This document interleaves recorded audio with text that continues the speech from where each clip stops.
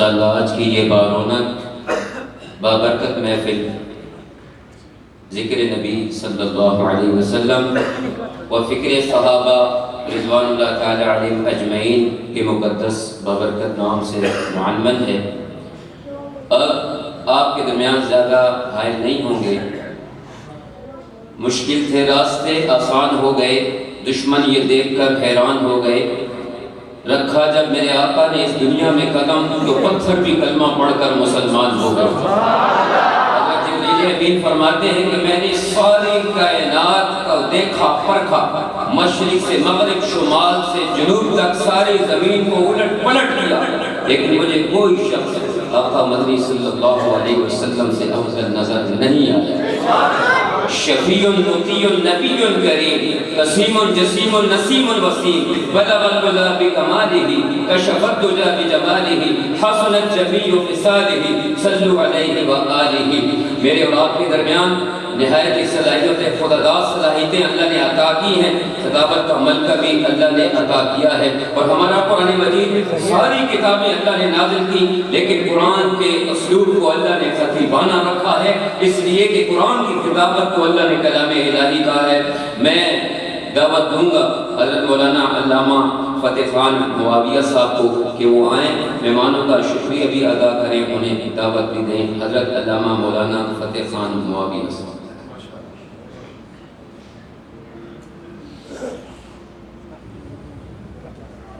نحمده ونصلي على رسوله الكريم، اما بعد فاعوذ بالله من الشيطان الرجيم، بسم الله الرحمن الرحيم، لقد كان لكم في رسول الله أسوة حسنة، صدق الله العظيم۔ بدلا ہوا تھا رنگ گلوں کا تیرے بغیر، بدلا ہوا تھا رنگ گلوں کا تیرے بغیر، ایک خاک سی اڑی ہوئی سارے چمن میں تھی، یہ پھول نہ ہوتا تو کلیوں کا تبسم بھی نہ ہوتا، یہ گل نہ ہوتا تو بلبل کا ترنم بھی نہ ہوتا، نبض ہستی میں یہ غنچے بھی پریشان ہوتے، رفتے بردوش میں سب دست و گریباں ہوتے، خیمہ افلاک میں پھر سے تشدد ہوتا، بزم توحید کے نعروں میں تردد ہوتا، حصول وحی میں موسیٰ طور پہ پہنچے، پر کیا عجب جو وحی تیرے حضور پہ پہنچے۔ قابل قدر، انتہائی واجب الاحترام علماء کرام، میرے محترم بزرگوں، بھائیوں، آج کی یہ مسجد عمر میں واکنڈ کے علاقہ میں منعقد ہونے والی ذکر نبی فکر صحابہ کے عنوان سے یہ مجلس اپنے اختتامی مراحل میں آ چکی ہے۔ میں اس ساری مجلس کا، علماء کرام کا، دور دراز سے آئے ہوئے ہمارے محترم بزرگ بھائی، میرے عزیز بچے اور طلباء، مہمانان گرامی قدر، بالخصوص لاہور سے آئے ہوئے وکیل صحابہ حضرت علامہ وقاص فاروقی صاحب حافظہ اللہ کا بالخصوص شکریہ ادا کرتا ہوں، اور اپنے محترم معزز نعت خواں حضرات چکوال سے آئے ہوئے قمر برادران صاحب کا، اور اپنے پیارے بھائی، میں ان کو مہمان نہیں سمجھتا، یہ تو میزبان ہے آج کی مجلس کے، ان کو گلہ کرنے کا کوئی حق بھی نہیں تھا، بہرحال ہم نے اس کو قبول کیا ہے۔ تو آپ تمام حضرات کا میں مشکور اور ممنون ہوں. ذکر نبی یہ بھی اللہ کا ذکر ہے، اور ذکر صحابہ ہو یہ بھی اللہ کا ذکر ہے.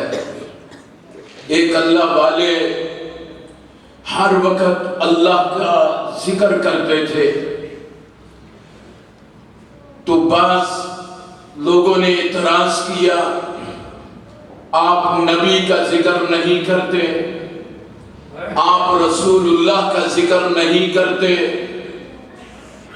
آپ پھر نبی کریم صلی اللہ علیہ وسلم کا ذکر کرتے کرتے اور کہتے قربان جاؤں اللہ، پھر اللہ کی یاد میں لگ جاتے کہ یہ خوبصورت حسین و جمیل اللہ کے بعد جس ہستی کا مقام ہے، یہ مقام اللہ ہی نے تو دیا ہے. اس نبی کو عزت، رفعت، عظمت، بلندی جس کے لیے خود رب نے کہا وَرَفَعْنَا لَكَ ذِكْرَكَ، یہ اللہ نے عطا کیا ہے. تو نبی کا ذکر کرنا، نبی کی عزت و عظمت کو، حرمت کو، شان کو بیان کرنا، یہ در حقیقت اللہ کا ذکر ہے، اللہ کی شان بیان کرنا ہے. صحابہ کرام کا، اہل بیت اعظام کا ذکر کرنا، ان صحابہ کو، اہل بیت کو، اولیاء کو، مسلمانوں کو عزت دینے والا کون ہے، رفعت دینے والا کون ہے، عظمت دینے والا کون ہے، شان دینے والا کون ہے؟ اللہ کی ذات ہے. تو ان کا ذکر کرنا در حقیقت اللہ کا ذکر ہے. تو ہم اللہ کے ذکر میں، آج اللہ نے ہمیں اپنے گھر میں بٹھایا اپنے ذکر کے لیے، نبی کے ذکر کے لیے، صحابہ کے ذکر کے لیے، اہل بیت اعظام کے ذکر کے لیے. تو میں سمجھتا ہوں کہ آپ بڑے خوش نصیب ہیں، اور ہمارا نبی سے رشتہ ہی کچھ ایسا ہے کہ ہمارا سب کچھ قربان ہے آقا کریم صلی اللہ علیہ وسلم کی ذات گرامی پر، آپ صلی اللہ علیہ وسلم کی شان اقدس پر ہمارا سب کچھ قربان ہے. تو میرے محترم بزرگوں اور بھائیوں، میں اپنے مہمان کو دعوت دینے لگا ہوں. تو ہمارے خصوصی مہمان مولانا عبد المالک صاحب بھی یہاں موجود ہیں. ان کی موجودگی میں یہ بات کہنا چاہتا ہوں کہ جب اللہ کی توحید کی بات آئے گی، جب رسول اللہ کی عزت کی بات آئے گی، نبی اکرم صلی اللہ علیہ وسلم کی حرمت کی بات آئے گی، اور صحابہ کرام کی نموز کی بات آئے گی، اہل بیت اعظام کی عزت کی بات آئے گی، پھر ہم دیوبندی نہیں ہوں گے، پھر ہم اہل حدیث نہیں ہوں گے، پھر ہم بریلوی نہیں ہوں گے. اللہ کی توحید کا مسئلہ آئے گا، نبی کریم صلی اللہ علیہ وسلم کی حرمت کا مسئلہ آئے گا، ختم نبوت کا مسئلہ آئے گا، صحابہ کی عزت کا مسئلہ آئے گا. پھر ہم دیوبندی نہیں ہوں گے، پھر ہم بریلوی نہیں ہوں گے، پھر ہم اہل حدیث نہیں ہوں گے، بلکہ اللہ کی توحید کے پروانے بن کے مشرکین کا مقابلہ کریں گے، آقا کے غلام بن کے، صحابہ کرام کے نوکر بن کے نبی اکرم صلی اللہ علیہ وسلم کی ختم نبوت کا دفاع کریں گے، اور صحابہ کی عظمت کی چوکیداری کریں گے. پھر یہ مت سمجھنا کہ یہ تو دیوبندی ہے، یہ اہل حدیث ہے اور یہ بریلوی ہے. جب نبی کی بات آئے گی پھر کوئی دیوبندی نہیں ہوتا، پھر کوئی بریلوی نہیں ہوتا، پھر کوئی اہل حدیث نہیں ہوتا، کوئی فرقہ نہیں ہوتا. سب آقا کے غلام بن کے نبی کے دشمنوں کے مقابلے میں کھڑے ہوتے ہیں. سب سے پوچھتے ہیں کہ تم کون ہو، دیوبندی ہو، بریلوی ہو، اہل حدیث ہو. وہ کہتا ہے میں کچھ بھی نہیں، کالی کملی والے کا غلام اور نوکر ہوں، پھر ہماری ایک ہی پہچان ہوتی ہے۔ الحمدللہ ہم نے اس فرق کو ختم کر کے یہ پہچان کرانی ہے کہ ہم نبی اکرم صلی اللہ علیہ وسلم کے غلام ہیں، ہم صحابہ اہل بیت کے نوکر ہیں۔ مجھے وہ بات یاد آ گئی کہ حضرت مولانا داؤد غزنوی رحمہ اللہ اہل حدیث عالم دین، بہت جید اور بزرگ عالم دین، امام الاولیاء حضرت لاہوری کے پاس گئے ان کی خدمت میں، تو حضرت مولانا داؤد غزنوی علیہ الرحمہ نے اپنے ساتھ جانے والے ساتھیوں سے کہا کہ ہم ایک مقلد عالم کے پاس جا رہے ہیں جو حضرت امام اعظم ابو حنیفہ کے پیروکار ہیں اور بہت بڑے عالم ہیں۔ یاد رکھنا ہم وہاں جا کر نماز ادا کریں گے، جماعت کے ساتھ نماز ادا کریں گے، سورۃ فاتحہ پڑھیں گے، آمین بالجہر کی بات آئے گی تو ہم نے ان کے احترام میں آمین بالجہر اونچی آواز میں نہیں کہنی، بلکہ ہم سب نے خفی طور پہ آمین کہنی ہے۔ ایک عالم دین، اہل حدیث عالم دین اپنے ساتھیوں سے کہہ رہا ہے کہ دیوبندیوں کی مسجد میں ہم جا رہے ہیں تو آمین بالجہر نہیں کہنی۔ اپنے ساتھیوں کو دعوت دے رہے ہیں کہ ہم نے ان کے احترام کرنا ہے، ان کے عقیدے اور نظریے کا ادب کرنا ہے۔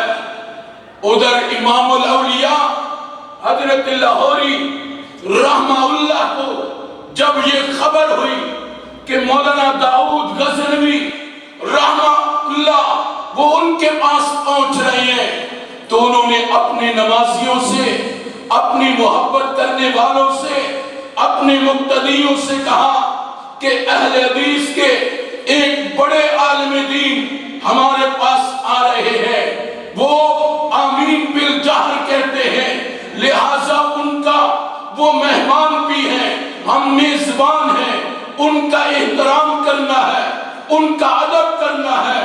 جب نماز ہوگی تو وہ جو کہ آمین بالجہر کے قائل ہے، لہذا آج آپ نے نماز میں تم بھی آمین بالجہر کہنا ہے۔ ماشاءاللہ کہاں سے لوں یہ حوصلہ، کہاں سے لوں آج وہ وسعت، کہاں سے لوں وہ ظرف؟ دونوں طرف نماز کا وقت ہو گیا، اب نماز کھڑی ہے۔ جو غیر مقلد تھے، اہل حدیث تھے، وَلَضَّالِّينَ پڑھا گیا، ان کی آواز آمین خفی اور حنفی آمین بالجہر کہہ رہے ہیں۔ معاملہ الٹ ہو گیا۔ کہاں سے لوگ وہ علماء، وہ بزرگ کہاں سے آج تلاش کروں؟ میرے محترم بزرگوں اور بھائیوں، ہمارے ہاں آمین بالجہر کا جھگڑا نہیں ہے۔ یاد رکھو کوئی اختلاف نہیں، جب رب کی توحید کی بات آئے گی تو ہم ایک ہو کے مشرکوں کا مقابلہ کریں گے۔ جب ختم نبوت کا مسئلہ آئے گا پھر ہم میں سے کوئی دیوبندی اور اہل حدیث بن کے اپنا تعارف نہیں کرائے گا، بلکہ آقا کا نوکر بن کے، غلام بن کے آقا کے دشمنوں کے مقابلے میں کھڑا ہوگا۔ میں نے زیادہ وقت لے لیا، میں اپنے انتہائی معزز محترم مکرم جو آپ سنیں گے، عظمت رسول بھی سنیں گے، اللہ کی توحید بھی سنیں گے، صحابہ اہل بیت کی محبت بھی سنیں گے، تو آپ انشاءاللہ اپنے دلوں میں محسوس کریں گے اور محسوس بھی ہوں گے۔ اب میں بلا تاخیر اپنے مہمان حضرت مولانا علامہ وکیل صحابہ محمد وقاص فاروقی صاحب کو دعوت دیتا ہوں کہ وہ تشریف لائیں اور اپنے خوبصورت مواعظ سے بیان سے ہم سب کے دلوں کو گرمائیں، ہمارے ایمانوں میں اضافہ فرمائیں۔ تشریف لاتے ہیں حضرت علامہ محمد وقاص فاروقی صاحب۔